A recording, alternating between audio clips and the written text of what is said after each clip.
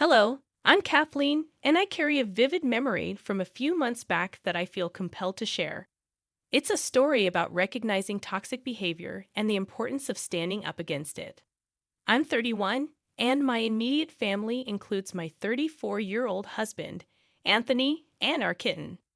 Anthony and I, high school sweethearts, tied the knot at a young age despite attending colleges in different states.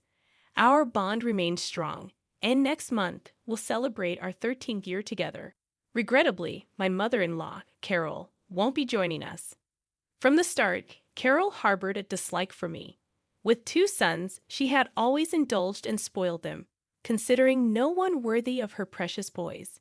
Anthony and his older brother, David, were oblivious to her controlling and manipulative nature. As they grew, Carol's overbearing tendencies became problematic, forbidding her teenage sons from dating or socializing with girls outside of school. Despite evident signs, Anthony and David remained enamored with their mother's love, failing to recognize her control. Over time, David began rebelling against Carol's rules, which led to conflicts, even threats against his then-girlfriend, Lauren, now his wife. David, however, stood firm, refusing to succumb to Carol's influence. Gradually, both brothers distanced themselves from Carol. Anthony, while acknowledging his brother's actions, believed they were excessive. In the early stages of our relationship, I refrained from commenting to avoid conflicts. Little did I know that Carol would redirect her efforts toward me, employing every means possible to dismantle our relationship. She orchestrated an elaborate Venice tour during prom week to prevent us from attending together. Despite Anthony's pleas to cancel the trip, it was the only time he went against his mother's wishes. Each time Carol called me, unleashing her barrage of insults and deeming me unworthy, Anthony remained passive, offering no defense. Carol even went so far as to predict that I would be unfaithful when I headed off to college. As we both secured spots in different colleges across states, Anthony succumbed to the pressure, leading us to take a brief break. During this hiatus, Carol took advantage of the situation, celebrating our apparent breakup. Unexpectedly, Anthony reconciled with me, infuriating Carol. In response, she intensified her harassment and humiliation, seizing every opportunity to make my life miserable.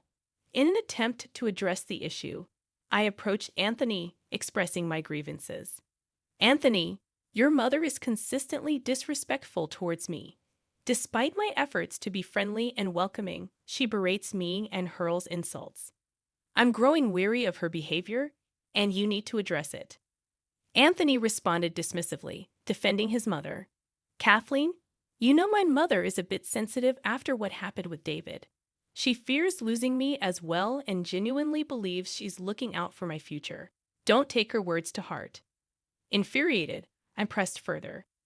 So you're okay with how Carol treats me? Remember, she tried to break us up. Anthony justified Carol's actions, claiming she was trying to prevent potential heartbreak, leaving me frustrated. I confronted him about it. She played on your insecurities to end our relationship. How can you justify that despite my efforts to make him see my perspective? Anthony remained unconvinced. He insisted that Carol could do no wrong and accused me of falsely accusing her. Even David, attempting to reason with Anthony, faced resistance. Anthony accused David of betraying their mother, creating an awkward and strained dynamic between the two brothers. David ultimately married Amy, his high school sweetheart, the same person Carol had tried to scare off. Although David invited me to the wedding, he deliberately omitted to inform Carol, leading to her emotional distress.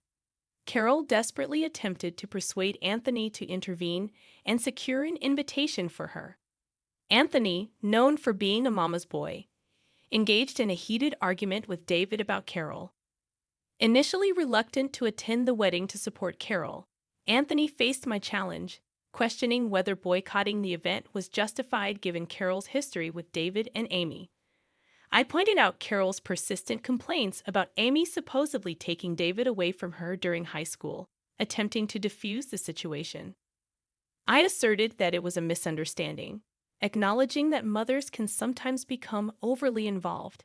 I emphasized the importance of family, urging everyone to mend bridges and refrain from holding grudges.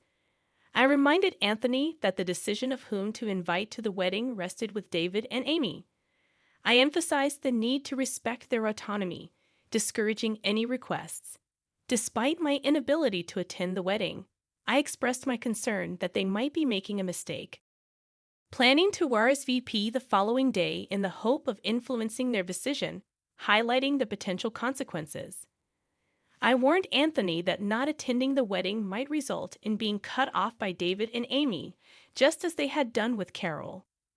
After much deliberation, Anthony eventually agreed to attend the wedding.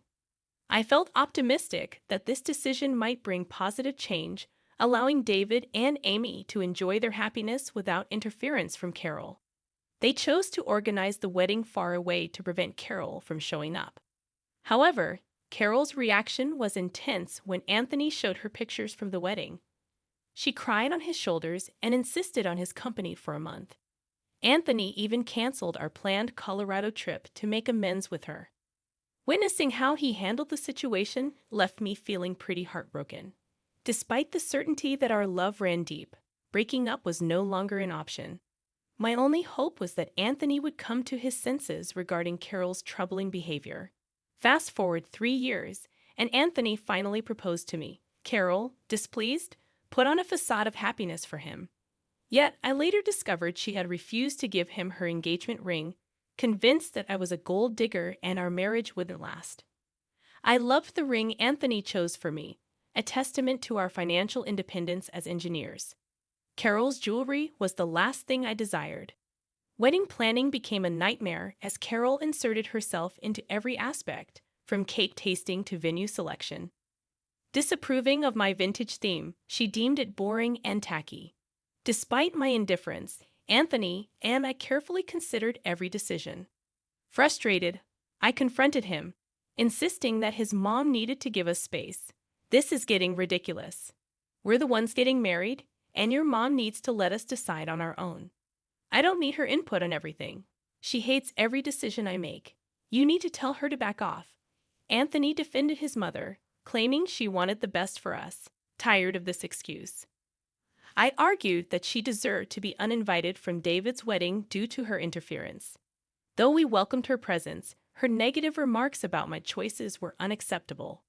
This was our wedding, and she already had hers. After much coaxing, Anthony finally asked Carol to back off. Though she threw a fit, she toned it down. Unfortunately, Anthony prioritized her choices and made several changes. Initially sad, I recognized it was also his day and chose to go along in some places to avoid further trouble. I had not yet found the courage to stand up for myself, and Anthony seemed lost in a fog, unable to think clearly. The wedding turned into another disaster when Carol showed up in a white dress so sparkly and lacy that it resembled a bridal gown. Fortunately, Anthony recognized the issue and insisted she change before the ceremony. Feigning ignorance, Carol claimed she didn't have another dress. However, my maid of honor and best friend came to the rescue, producing a pale blue gown that fit Carol perfectly. Anticipating her intention to wear white, I had purchased a decent dress for her on my dime. With no excuses left, Carol had to wear the provided dress. During the reception, she delivered tearful speeches about losing her children to awful women, targeting both me and Lauren, who were avoiding her. Carol also disparaged our relationship, portraying herself as the victimized mother-in-law. The wedding attendees looked uncomfortable, and even her own family was mortified. My maid of honor swiftly took the microphone, redirecting the atmosphere. On our honeymoon, Carol incessantly called us, reaching out to Anthony and crying about feeling lonely.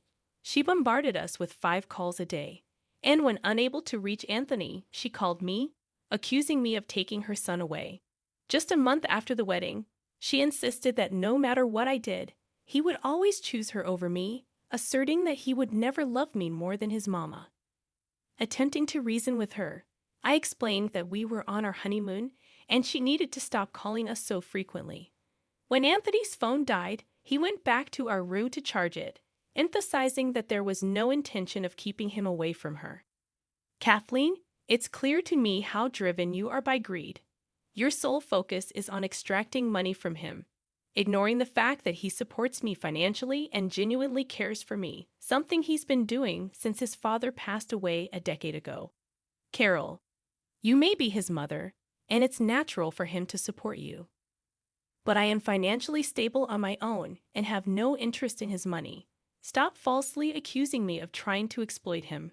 Enough with your baseless accusations. You might deceive him, but I see through your intentions. Hand over the phone to my husband. I need to speak with him urgently. During our honeymoon, I endured numerous conversations like this with Kathleen. When we returned home, dealing with her incessant crying became a daily struggle, all because we didn't take her along. Even now, she scolded my husband for going without her. Anthony, as always, did his best to console his mother, overlooking my concerns. I was gradually finding my voice to stand up for myself. Things were relatively stable until a few months ago when I discovered I was pregnant with our first child. Excitement filled us, and Anthony wanted to share the news with Carol immediately. Despite my reservations, I agreed. However, instead of joy, Carol reacted with tears and accusations. She accused me of trapping him with a baby, insinuating that I had cheated on Anthony. Despite my husband's attempts to calm her, she remained obstinate. I grew weary of her dramatic outbursts, which persisted for 3 weeks before she decided to visit us. Carol arrived unannounced, seemingly happy about our baby, showering me with gifts. Anthony was relieved, thinking Carol had finally accepted our child. The truth, however, was far from that.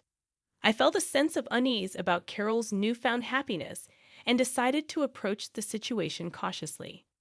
In the evening, she offered to make us tea, claiming it would help warm me up as the weather was getting chilly. Anthony appreciated her gesture, giving me a triumphant look as if to say, "I told you so." Choosing not to dismiss my concerns, I excused myself and went to the kitchen to check on Carol. I'd observed her preparing tea and adding something from a carton. Both my husband and I are lactose intolerant, using a specific brand of oat milk for our tea. However, Carol was using a different carton that caught my attention. She used oat milk for 1 cup, but opted for the suspicious carton for the other. Initially, I assumed she was merely using a different type of vegan milk for variety. Despite this, my unease persisted when she handed me the suspicious mug. Feeling a sudden panic, I impulsively switched my husband's cup with mine when they weren't looking. We drank tea, and throughout the evening, Carol seemed to smirk at me from across the couch. Fortunately, nothing untoward happened for the remainder of the night. However, in the early hours of dawn, I heard my husband vomiting in the bathroom. He made several trips, and the noise woke me up. After a while, I saw him lying on the living room couch in pain. Concerned, I approached him and inquired about his condition. Carol, emerging from her room, looked worried at the sight of Anthony's distress, breaking into an ugly cry. It suddenly dawned on me. This woman had used cow milk in our tea. I was prepared to confront her, but before doing so, I had to rush Anthony to the hospital. I urgently dialed 911, requesting an ambulance for Anthony, who was experiencing severe stomach pain and was on the brink of passing out. At the hospital, we waited for the medication to take effect. When the doctor arrived for a consultation with Anthony, I brought Carol along. In the presence of both Anthony and the doctor, I coerced Carol into confessing to everything. She was concerned about her son, so getting her to confess wasn't a challenge. The doctor expressed disappointment and informed us that Anthony needed to be hospitalized for a day. After the doctors left, Anthony seemed troubled. The fog in his mind began to clear, and he questioned Carol about why she used milk in his tea, knowing about his allergy. He pointed out that their household didn't even have cow milk, and I didn't consume it either. Carol insisted that she didn't intend to harm Anthony, claiming she was aware of his milk allergy. Anthony was perplexed and demanded an explanation. Carol continued sobbing in a corner, prompting me to reveal the truth. I explained that Carol brought cow milk into their home, not for Anthony, but for me. It was not meant for him to consume, and I had switched their cups when Carol wasn't looking, prioritizing the health of our child. It turned out to be the right decision. Anthony, shocked and disbelieving, accused me of lying. He couldn't fathom why Carol would want to hurt him and our child. I urged him to ask Carol for an explanation, emphasizing that I had taken precautions to safeguard our child's health. Carol erupted into a cacophony of wails and screams, reaching such a fever pitch that a nurse had to usher her out, a move no one objected to at that point. Anthony, visibly shaken and traumatized by Carol's actions, apologized profusely and pledged to keep her out of our lives. Witnessing Anthony's pain, I'd offered comfort as best I could and took him home the following day. During his hospital stay, I seized the opportunity to change the locks on our house. Anthony called Carol, firmly informing her that we were cutting all contact with her for good. This decision triggered more cries and pleas from her. Insisting that as his mother, he couldn't sever ties, Anthony resolutely rejected her pleas, highlighting how her actions had harmed our family. He emphasized that he wouldn't tolerate it any longer. Acknowledging that he had been blind to her detrimental influence, Carol confessed her motivations, admitting that she sought to hurt me and make me suffer because she felt neglected. Anthony, unyielding, deemed her actions unforgivable, especially considering the potential harm if I had consumed the tea she prepared. Expressing his disgust, Anthony firmly rejected her presence and cut off all communication. We changed the locks to prevent her from entering our home, and when she attempted to force her way in, we called the authorities, blocking her on phones and social media. We informed our extended family about the situation, and their unanimous disapproval further isolated Carol. After discussing her actions and reviewing evidence from security cameras and her confession to the doctor, we successfully obtained a restraining order against her. Though she tried to gather information from our extended family, none entertained her demands. We withdrew financial support, prompting her to secure a job at Walmart to support herself. Gradually rebuilding our relationship with David and Lauren, Anthony, and David resolved their issues through a heart-to-heart conversation. Lauren and I, already good friends, strengthened our bond further. My husband, having come to his senses, shielded me from Carol's influence, and we eagerly anticipated the arrival of our child, with an agreement not to allow Carol any relationship with our future family. Enjoying the newfound peace in our household after Carol's departure, we considered moving to David City after our child's birth. Uncertain about the future, we remained positive that we would overcome any challenges together.